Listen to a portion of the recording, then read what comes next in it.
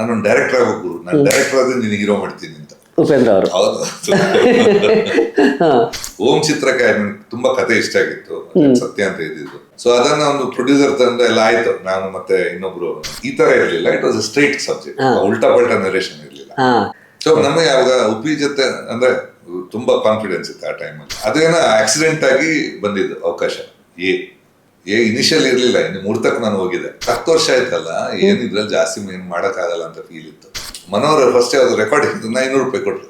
ಅದಕ್ಕಿಂತ ಸೀರಿಯಲ್ ಬಂದಿತ್ತು, ಅದೇ ಯಾವಾಗ ಚಿಲ್ಲರೆ ಬರೋದು ಗಾಡಿಯಲ್ಲಿ ಬರೀ ತಲೆ ತಗೊಂಡು ತಲೆಯಲ್ಲಿ ಭೂಷಣ ಸಿಕ್ಕಾಪಟ್ಟೆ ಖುಷಿ ಕೊಟ್ರು ಎಲ್ಲ. ಅಂದ್ರೆ ಹಾಡ್ ಶುರು ಮಾಡಿದೆ ಅಂದ್ರೆ ಪಕ್ಕದಲ್ಲಿ ಅಲ್ಲೆಲ್ಲ ಇದ್ರಲ್ಲ, ಎಲ್ಲ ತೆಗ್ದಂತ ಒಬ್ಬೊಬ್ರು ಒಳಗೆ ಬಂದ್ರು. ಅದು ನಮ್ಗೆ ನಮ್ಮೂರಲ್ಲಿ ಬೈಗಳು ಕೇಳಿ ಅಭ್ಯಾಸ ಇಲ್ಲ, ಬಟ್ ಇದನ್ನ ಕೇಳೋರು ಪರವಾಗಿಲ್ಲ ಅಂತ. ಫಸ್ಟ್ ಚಾಯ್ಸ್ ಅಲ್ಲ, ಆಮೇಲೆ ರೇಮಾನು ಎಲ್ಲ ಹೋಗಿ ಒಂದು 3-4 ಜನ ಆದ್ಮೇಲೆ ಮತ್ತೆ ನಂದು ಬಂದಿದೆ ಅವಕಾಶ. ಬಟ್ ಬೇರೆಯವರಿಗೆ ಯಾರು ದೊಡ್ಡ ಡೈರೆಕ್ಟರ್ಸ್ ಹತ್ರ ನಾವ್ ಹೆಂಗೆ ಅಂತ ಭಯ ಇತ್ತು. ಅದು ಒಂದು ಆದ್ಮೇಲೆ ಅವ್ರು ವಿಚಾರ ಮಾಡಿ ಸುಮ್ಮನೆ ಮನೇಲಿದೆ.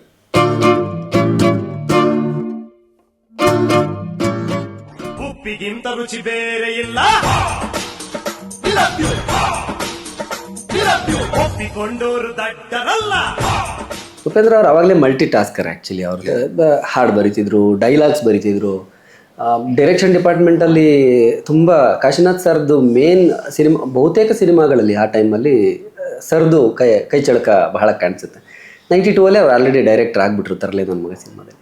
ಆ ಟೈಮಲ್ಲಿ ನಿಮ್ಮ ನಟನೆ ಬಗ್ಗೆ ಅವ್ರ ಜೊತೆ ಏನು ಕನೆಕ್ಟ್ ಆಗಲಿಲ್ಲ? ಯಾವತ್ತೂ ಹೇಳ್ತಾ ಇದ್ರು, ಗುರು ನಾನೊಂದು ಡೈರೆಕ್ಟರ್ ಆಗಬೇಕು, ಗುರು ನಾನು ಡೈರೆಕ್ಟರ್ ಆದ್ರೆ ನಿನಗೆ ಹೀರೋ ಮಾಡ್ತೀನಿ ಅಂತ ಉಪೇಂದ್ರ ಅವರು. ಹೌದು,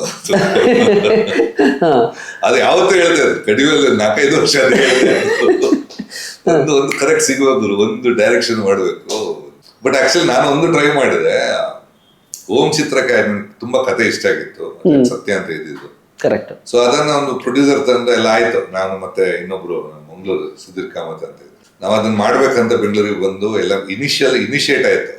ಬಟ್ ಅದು ಬೇರೆ ಟರ್ನ್ ಆಯ್ತು. ಅವ್ರು ಆಮೇಲೆ ದೇವರಾಜ್ ಫಿಲ್ಮ್ ಮಾಡ್ತೀನಿ ಅಂತ ಕೂತ್ರು. ಸೊ ಅಲ್ಲಿಂದ ಚೇಂಜ್ ಆಯ್ತು. ಇಲ್ಲಾಂದ್ರೆ ಅದು ಸತ್ಯ ಸಿನಿಮಾನ ಅಂದ್ರೆ ಓಂ ಸಿನಿಮಾನ, ಅದೇ ಓಂ ಸತ್ಯ ಅಂತ ಇತ್ತು. ಅದು ಆಕ್ಚುಲಿ ಮಾಡಕ್ ಹೊರಟಿದ್ವಿ. ಆಮೇಲೆ Om picture distributor, Mangaluru distributor. Okay. ಆಮೇಲೆ ಅವ್ರಿಗೆ ಕತೆ ಮೊದಲೇ ಹೇಳಿದೆ, ಅವ್ರು ತುಂಬಾ ಇಷ್ಟಪಟ್ರು. ಆಮೇಲೆ ಫಿಲ್ಮ್ ಬಂದ ತಕ್ಷಣ ಸೊ ಇನಿಷಿಯಲ್ ಅಡ್ವಾನ್ಸ್ ಕೊಟ್ಟು ರಿಲೀಸ್ ಮಾಡಿದ್ರು. ಇನಿಷಿಯಲ್ ಸ್ಟಾರ್ಟಿಂಗ್ ಫಸ್ಟ್ ನೋಡಿದ ತಕ್ಷಣ ಅಡ್ವಾನ್ಸ್ ಕೊಟ್ಟಿದ್ರು. ಯಾಕಂದ್ರೆ ಅವ್ರ ಕತೆ ಗೊತ್ತಿತ್ತು, ಮೊದಲೇ ನಾನು ಹೇಳಿದೆ. ಈ ತರ ಇರ್ಲಿಲ್ಲ, it was a straight subject, ಉಲ್ಟಾ ಪಲ್ಟಾ ನರೇಷನ್ ಇರ್ಲಿಲ್ಲ. ಸೊ ನಮಗೆ ಯಾವಾಗ ಉಪಿ ಜೊತೆ ಅಂದ್ರೆ ತುಂಬಾ ಕಾನ್ಫಿಡೆನ್ಸ್ ಇತ್ತು ಆ ಟೈಮಲ್ಲಿ. ಸೊ ಅದೇನ ಆಕ್ಸಿಡೆಂಟ್ ಆಗಿ ಬಂದಿದ್ದು ಅವಕಾಶ. ಇನಿಷಿಯಲ್ ಇರ್ಲಿಲ್ಲ, ಇನ್ನು ಮುಹೂರ್ತಕ್ಕೆ ನಾನು ಹೋಗಿದ್ದೆ. ಆಗ ಬೇರೆಯವರು ಇದ್ರು ಮ್ಯೂಸಿಕ್ ಡೈರೆಕ್ಟ್ರು. ಆಮೇಲೆ ಸ್ಲೋ ಆಗ ಅವರಿಗೆ ಕುಸುಮ ಬಾಲೆ ಅವರಿಗೆ ಅವಕಾಶ ಸಿಕ್ತು.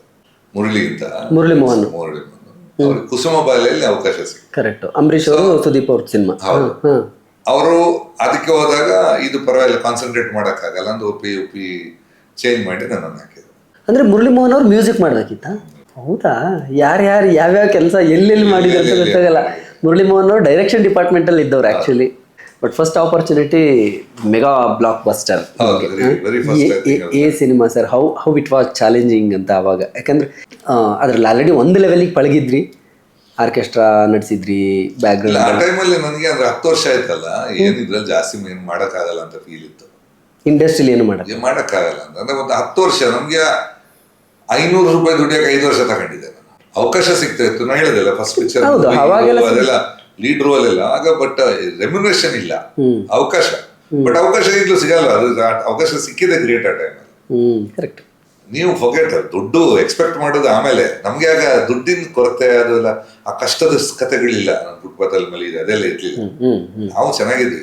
ನಮ್ಗೆ ಅವಕಾಶ ಕೊಟ್ರೆ ನಾವೇ ಬಂದು ನಾವೇ ಇಲ್ಲಿ ಇದ್ದು ಪಿಕ್ಚರ್ ಮಾಡ್ಕೊಂಡು ಹೋಗೋರು. ಸೊ ಅಂದ್ರೆ ಸ್ವಲ್ಪ ಸುಸ್ಥಿತಿಯಲ್ಲಿ ಇದ್ದದ್ದು ಫ್ಯಾಮಿಲಿ ನಿಮ್ದು, ಅಂದ್ರೆ ಒಳ್ಳೆ ಬ್ಯಾಕ್ ಗ್ರೌಂಡ್ ಇದ್ದಂತ ಫ್ಯಾಮಿಲಿ. ಬಟ್ ಸಿನಿಮಾದಲ್ಲಿ ಅವಕಾಶ ಮಾಡ್ತಾ ಇದ್ರು. ಇಲ್ಲಿ ಬಂದು ನಾವೇ ಬಂದಿರೋದು, ನಾವೇ ರೂಮ್ ಹಾಕೋದು, ನಾವೇ ಟ್ರಾವೆಲ್ ಮಾಡೋದು. ಆ ಥರ. ನಿಜ ನೀವು ಹೇಳೋದು. ಅವಾಗ ದುಡ್ಡೇ ಯಾರು ಕೊಡ್ತಿರ್ಲಿಲ್ಲ ಸಿನಿಮಾಗಳಲ್ಲಿ. ದುಡ್ಡು ಕೊಡ್ತಾ ಇದ್ದಿದ್ದೆ ಬಹಳ ಕಡಿಮೆ ಕೊಡ್ತಿದ್ರು. ಎಷ್ಟೋ ಜನಕ್ಕೆ ದುಡ್ಡೇ ಸಿಗ್ತಿರ್ಲಿಲ್ಲ.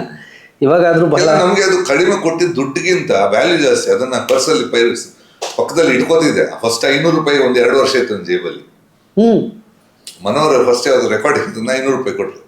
ಅದಕ್ಕಿಂತ ಸೀರಿಯಲ್ ಬಂದಿತ್ತು, ಅದೇ ಯಾವ ಚಿಲ್ಲರೆ ಬರೋದು. ಆಗ ಅದನ್ನ ಫಸ್ಟ್ ಡೇ ನೆಕ್ಸ್ಟ್ ಇಂದ ಅಲ್ಲಿಂದ ಮ್ಯೂಸಿಕ್ ಜರ್ನಿ ಸ್ಟಾರ್ಟ್ ಆಯ್ತು, ಅಲ್ಲಿಂದ ಮ್ಯೂಸಿಕಲ್ ಇನ್ಕಮ್ ಸ್ಟಾರ್ಟ್ ಆಯ್ತು. ನೀವು ಮ್ಯೂಸಿಕ್ ಡೈರೆಕ್ಟರ್ ಆದ್ಮೇಲೆ ತುಂಬಾ ದುಡ್ಡು ನೋಡಿದ್ರಿ. ಸೊ ಏ ಸಿನಿಮಾದಲ್ಲಿ ಫಸ್ಟ್ ಸಾಂಗ್ ಕಂಪೋಸ್ ಫಸ್ಟ್ ಹೇಗೆಲ್ಲ ನಾನು ತಗೊಂಡಿಲ್ಲ, ನೈಪೈಸೆ ತಗೊಂಡಿಲ್ಲ. ಒಂದು ವರ್ಷ ದೊಡ್ಡದಿದ್ದೀನಿ, ಏನು ಒಂದು ಸಿಂಗಲ್ ನೈಪೈಸೆ ತಗೊಂಡಿಲ್ಲ ಪ್ರೊಡ್ಯೂಸರ್ ಹತ್ರ. ಅದಾದ್ಮೇಲೆ ತಗೊಂಡಿಲ್ವಾ? ಸಿನಿಮಾ ಮುಗ್ದಾಗ ಕೊಟ್ರು, ಒಂದು ಸಣ್ಣ ಅಮೌಂಟ್ ಕೊಟ್ರು. ಓಕೆ, ನಾನು ಬೇಡ ಪರವಾಗಿಲ್ಲ, ಗೆದ್ದ ಮೇಲೆ ಕೊಡಿ, ನನ್ನ ಫಸ್ಟ್ ಪಿಕ್ಚರ್ ಅಲ್ವಾ ಅಂತ. ಗೆದ್ದ ಮೇಲೆ ಅವ್ರು ಕೊಟ್ಟಿಲ್ಲ, ಅವ್ರದ್ದೆಲ್ಲ ಸ್ವಲ್ಪ ಒಂದು ಇದಾಯ್ತು. ಓಕೆ, ಬಟ್ ಅದಕ್ಕೆ ನಾನು I am not taken in remuneration. ತುಂಬಾ ದೊಡ್ಡ ಸೆನ್ಸೇಷನಲ್ ಹಿಟ್ ಸಿನಿಮಾ ಕೂಡ ಆ ಟೈಮಲ್ಲಿ. ನನಗೆ ನೆನಪಿರೋದು, ನಾವು ಕಾಲೇಜ್ಗೆ ಹೋಗ್ತಾ ಇದ್ವಿ, ಆ ಸಿನಿಮಾ ಬಂದಾಗ ಬುದ್ಧಿವಂತರಿಗೆ ಮಾತ್ರ ತಲೆ ಹಿಡ್ಕೊಂಡಿರೋದು ಅದೆಲ್ಲ ಪೋಸ್ಟರ್ಗಳು ದಾವಣಗೆರೆಯಲ್ಲಿ.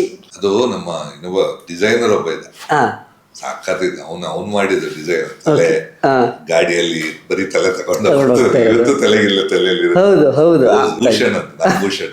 ಭೂಷಣ್ ಕರೆಕ್ಟ್. ಅವ್ರು ಆಮೇಲೆ ಡೈರೆಕ್ಟರ್ ಏನೋ ಆದ್ರು ಅನ್ಸುತ್ತೆ, ಒಂದು ಪಿಕ್ಚರ್ ಡೈರೆಕ್ಟ್ ಮಾಡಿದ. ಸೊ ಹಂಗಾಗಿ ನನಗೆ ಅದು ಚಿತ್ರ ಹಂಗೆ ಕಣ್ಮುಂದೆ ಇದೆ. ನಾವು ಸೈಕಲಲ್ಲಿ ಹೋಗುವಾಗ ಅದು ನೋಡ್ತಾ ಇದ್ವಿ, ಯಾರು ಇದು ಹುಚ್ಚ ಹಿಂಗ್ ಸಿನಿಮಾ ಮಾಡಿದಾನೆ. ಯಾಕಂದ್ರೆ ಅವತ್ತಿನ ಟೈಮ್ಗೆ ತುಂಬಾ ಡಿಫ್ರೆಂಟ್, ಈ ತರದ್ದೆಲ್ಲ ಕನ್ನಡ ಇಂಡಸ್ಟ್ರಿ ನಾವು ನೋಡಿದ್ದಿಲ್ವಲ್ಲ. ಫಸ್ಟ್ ಸಾಂಗ್ ಯಾವ್ದು ನೀವು ಕಂಪೋಸ್ ಮಾಡಿದ್ದು?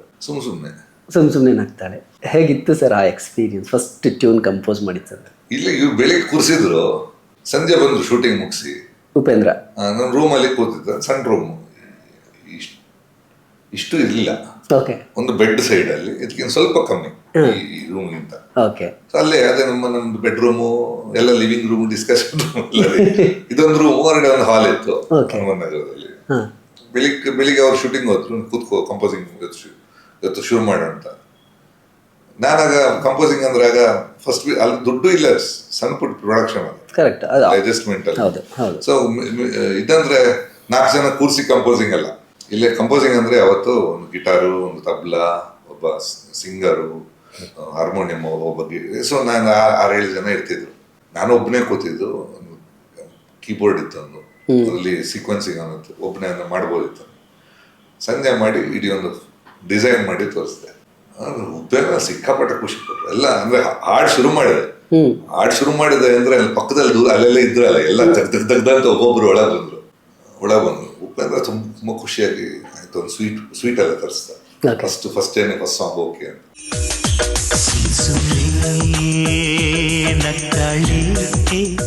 ನನಗೆ ಪುನಃ ಡೌಟ್, ಸುಮ್ಮನೆ ಖುಷಿ ಮಾಡಕ್ಕೆ ನಮ್ಗೆ ಓಕೆ ಅಂತ ಇದ್ದಾರೆ, ಗೊತ್ತಿಲ್ಲವಲ್ಲ ನಿಜವಾದ ಇಷ್ಟ ಆಯ್ತಾ ಅಥವಾ ನಮ್ಗೆ ಇಷ್ಟಾಗೆ ಮಾಡೋದು, ಅವ್ರಿಗೆ ಇಷ್ಟ ಆಯ್ತಾ ಗೊತ್ತಿಲ್ಲ. ಅದು ಇನ್ಸ್ಟೆಂಟ್. ಆಮೇಲೆ ಅದಕ್ಕೆ ನಾವು ಬೇರೆ ರಿಪ್ಲೇಸ್ಮೆಂಟ್ ಮಾಡಿದ್ವಿ, ಅದ್ ನಾವು ರೆಕಾರ್ಡ್ ಮಾಡಿಲ್ಲ. ನೀವು ಫಸ್ಟ್ ಟ್ಯೂನ್ ಹಾಕಿದ್ದನ್ನ ಓಕೆ ಆಮೇಲೆ ಇದೊಂದು ಎಕ್ಸ್ಟ್ರಾ ಸಾಂಗ್ ಇರ್ಲಿ ಅಂತ ರೆಕಾರ್ಡ್ ಮಾಡಿದ್ವಿ. ಓಕೆ, ನನಗೆ ಅದು ಬಿಟ್ಟು ಹೋಗುತ್ತಾ ಅಂತ ಭಯದಲ್ಲಿ ಅದೊಂದು ಫಸ್ಟ್ ರೆಕಾರ್ಡ್ ಮಾಡಿದೆ. ಫಸ್ಟ್ ರೆಕಾರ್ಡ್ ಮಾಡಿದೆ ಅದೇ ಸಾಂಗ್, ಆಮೇಲೆ ಅದೇ ಓಕೆ. ಆಮೇಲೆ ಉಪೇಂದ್ರ ಅವ್ರ ಜೊತೆ ನಿಮ್ಮ ಅಸೋಸಿಯೇಷನ್ ಶುರುವಾಯ್ತು. ಅಲ್ಲಿಂದ ಆಮೇಲೆ ಉಪೇಂದ್ರ ಮಾಡ್ತೀರಿ. ಉಪೇಂದ್ರದಲ್ಲಿ ಆ ಉಪ್ಪಿಗಿಂತ ರುಚಿ ಇಲ್ಲ, ಬೇರೆ ಇಲ್ಲ ಹಾಡು ಕೂಡ ಆವತ್ತಿನ ಕಾಲಕ್ಕೆ ತುಂಬ ಸೆನ್ಸೇಷನಲ್ ಹಿಟ್. ಎರಡೂ ಸಿನಿಮಾಗಳಲ್ಲಿ ಎಲ್ಲ ಹಾಡುಗಳು ಹಿಟ್ ಬಿಡಿ, ಅದರಲ್ಲಿ ಯಾವುದೂ ಕೂಡ ತೆಗೆದು ಹಾಕುವಂಥ ಹಾಡುಗಳೇ ಇಲ್ಲ. ಬಟ್ ಆ ಸಿನಿಮಾಗಳು ಮಾಡೋ ಸಂದರ್ಭದಲ್ಲಿ ನಿಮ್ ಥಾಟ್ಸ್ ಏನಿತ್ತು ಸರ್?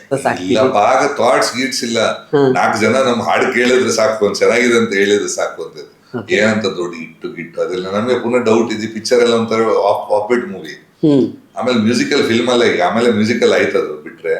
ಕತೆ ಕೇಳಿದ್ರೆ it's not musical, it's A agreement disagreement love. It's not that A musical film. ಇದ್ರಲ್ಲಿ ಏನೋ ನಮ್ ಸಾಂಗ್ ಕೇಳಿದ್ರೆ ಬಚಾವು ಅಂತ ಆ ಲೆವೆಲ್ ಅಲ್ಲಿ ಇದ್ವಿ. ಇಟ್ಸ್ ನಾಟ್ ದಟ್ ನಾವು ಮಾಡಿ ಇದನ್ನೆಲ್ಲ ಹೊಡಿತೀನಿ ಇದ್ರಲ್ಲಿ ಅಂತ ಹೊರಟಿದ್ದಲ್ಲ ಒಂದು. ಆಮೇಲೆ ಜನ ಕೇಳ್ತಾರ ಅದೋದಿತ್ತು. ಆಮೇಲೆ ಇದು ನಂದು ನೆಟ್ವರ್ಕ್ ಚೆನ್ನಾಗಿತ್ತು. ಆಡಿಯೋ ಫೀಲ್ಡ್ ಅಲ್ಲಿ ಸ್ವಲ್ಪ ನನಗೆ ಫ್ರೆಂಡ್ಸ್ ಜಾಸ್ತಿ ಇದ್ದಿದ್ದು. ಕ್ಯಾಸೆಟ್ ಲೈನ್ ಆಗ ಕ್ಯಾಸೆಟ್ ಡಿಸ್ಟ್ರಿಬ್ಯೂಷನ್ ಆಗ I think still Anand audio ಅವ್ರದ್ದು ರಿಟೇಲ್ ಔಟ್ಲೆಟ್ ಇತ್ತು, ಹೋಲ್ಸೇಲ್ ರಿಟೇಲ್ ಅಂಗಡಿಗೆ ಹೋಗಿ ಕೇಳ್ತೆ ಅಂದ್ರೆ ಹಿಂಗೆ ಹೋಗ್ತಾ ಇದೆ ಅಂತ, ಸಾಂಗ್ಸ್ ಹೆಂಗ ಹೋಗ್ತಾ ಇದೆ ಅಂತ ಕೇಳಕ್ಕೆಲ್ಲ ಹೋಗ್ತಾ ಇದೆ. ಅಂಗಡಿ ಹೋಗ್ತಾ ಇದೆ.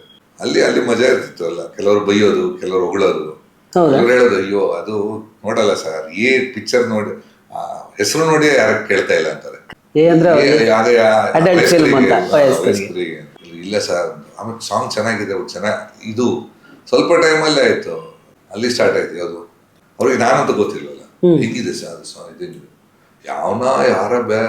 ಯಾರೋ ಹೊಸ ಡ್ಯಾಶ್ ನನ್ನ ಮಗ ಅಂತೆಲ್ಲ ಬೈದು ಅಂದ್ರೆ ಅದು ಯೂಶಲಿ ಎಲ್ಲ ಇದೆಯಲ್ಲ ಕರ ಕೊಡ್ದವ್ರು ಬೈಕೊಂಡು ಹೇಳೋದು ಬೈಕೊಂಡು ಹೇಳೋದಿದೆಯಲ್ಲ. ಸೊ ಅದು ನಮ್ಗೆ ನಮ್ಮೂರಲ್ಲಿ ಬೈಗಳು ಕೇಳಿ ಅಭ್ಯಾಸ ಇಲ್ಲ. ಹೌದು ಬಟ್ ಇದನ್ನ ಕೇಳೋರು ಪರವಾಗಿಲ್ಲ ಹೌದು. ನಮ್ ಕಡೆ ಬೈಯೋದು ಸ್ವಲ್ಪ ಕಮ್ಮಿ ನಮ್ಮೂರಲ್ಲಿ. ಕರೆಕ್ಟ್, ಬ್ಯಾವರ್ಸಿ ಒಂದ್ ಬೈತಾರೆ ಹೆಚ್ಚು. ನಾನ್ ಕೇಳಿರೋದು ನನ್ನ ಫ್ರೆಂಡ್ಸ್ ಎಲ್ಲ ಇದ್ದಾರೆ, 2-3 ಪದಗಳು. ಇದೆಲ್ಲ ಬೈದ್ರೆ ಇದೆಲ್ಲ ನಾವು ಇಲ್ಲಿದ್ದ ಬೈಗಳು ಗೊತ್ತಾದ್ರೆ ಅದು ಅರ್ಥ ಗೊತ್ತಾದ್ರೆ ಅರ್ಥ ಆಗ್ತದೆ. ಹುಬ್ಳಿ ನಾರ್ತ್ ಕರ್ನಾಟಕ ಎಲ್ಲ ಹೋಗ್ಬಿಟ್ರೆ ಅವ್ರ ಬೈಗಳನ್ನ ಕೇಳಿಬಿಟ್ರೆ ಅಯ್ಯೋ ಇಲ್ಲ, ಇಲ್ಲಿದ್ದ ಬೈಗಳು ಕೇಳಿ ನನಗೆ ಇನ್ನೂ ನೆನಪಿಲ್ಲ. ಆ ಕಡೆ ಹೋಗಿ ಯಾರ ಬೈದು ಹೋಗಿದ್ದಾನೆ, ಅವನನ್ನ ಅಟ್ಲೀಸ್ಟ್ ಇವರಿಗೆ ಬೈದ ಅರ್ಥ ಗೊತ್ತಾಗಿದ್ದು 10-15 ನಿಮಿಷ ನಂತರ. ಅವನು ಬಸ್ಸಲ್ಲಿ ಹೋಗಿದ್ದಾನೆ, ಯಾವ ಓಡಿಸ್ಕೊಂಡು ಬಸ್ಸನ್ನು ಬೆನ್ನತ್ತಿ ಬಸ್ಸನ್ನು ನಿಲ್ಸಿ ಅವ್ರಿಗೆ ಹೊಡೆದಿದ್ದಾರೆ. ಹಂಗೆ ನನ್ಗೆ ಬೇಕಾದ್ರೆ ಬೈ, ನಮ್ಮ ತಾಯಿಗೆ ಬೈತೀಯ.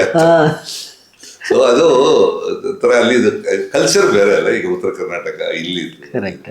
ಸೊ ಹಿಟ್ ಆದ್ಮೇಲೆ ಉಪೇಂದ್ರ ಸಿನಿಮಾಗೂ ನೀವೇ ಕಂಪೋಸ್ ಮಾಡಿದ್ರಿ. ಉಪೇಂದ್ರ ಅವ್ರದ್ದು 2ನೇ ಸಿನಿಮಾ. ಆ ಸಂದರ್ಭ ಹೇಗಿತ್ತು? ಉಪೇಂದ್ರ ಅವ್ರು ಮತ್ತೆ 2ನೇ ಆಪರ್ಚುನಿಟಿ ನಿಮಗೆ ಕೊಟ್ಟಾಗ ನೀವು ಆಲ್ರೆಡಿ ಮ್ಯೂಸಿಕ್ ಡೈರೆಕ್ಟರ್ ಒಂದು ಎಸ್ಟಾಬ್ಲಿಷ್ ಇಲ್ಲ, ನಾನು ಫಸ್ಟ್ ಚಾಯ್ಸ್ ಅಲ್ಲ. ಅದಕ್ಕೆ ಮೊನ್ನೆ ಇವ್ರದ್ದು ಇಂಟರ್ವ್ಯೂ ಅದಕ್ಕೂ ಹಂಗೆ ಆಯ್ತಾ? ಫಸ್ಟ್ ಚಾಯ್ಸ್ ಅಲ್ಲ. ಆಮೇಲೆ ರೇಹಮಾನು ಎಲ್ಲ ಹೋಗಿ ಒಂದು 3-4 ಜನ ಆದ್ಮೇಲೆ ಮತ್ತೆ ನಂದು ಬಂದಿದ್ದ ಅವಕಾಶ. ಬಾಲಿವುಡ್ ರೇಹಮಾನ್ ಅವರು. ರೇಹಮಾನಿಗೆ ಟ್ರೈ ಮಾಡಿದ್ದು, ಅದು ಕೇಳ್ಪಟ್ಟಿದ್ದೆ, ಕೇಳೇ ಇಲ್ಲ ಅವರು. ಆಮೇಲೆ ಹನುಮಲಿಕೇನ ಹೋದಂತೆ. ಓಕೆ. ಮೊನ್ನೆ ಐ ಥಿಂಕ್ ಇವರು ಹೇಳಿದ್ರು, ನಮ್ಮ ಪ್ರೊಡ್ಯೂಸರ್ ಶ್ರೀನಿವಾಸ್ ಅವ್ರದ್ದು ಇಂಟರ್ವ್ಯೂ ಹೇಳ್ತಾ ಇದ್ರು. ಹೌದಾ? ಆಮೇಲೆ ಅವತ್ತು ಇದಾದ್ಮೇಲೆ ಸ್ವಲ್ಪ ಶೇಕ್ ಇತ್ತು.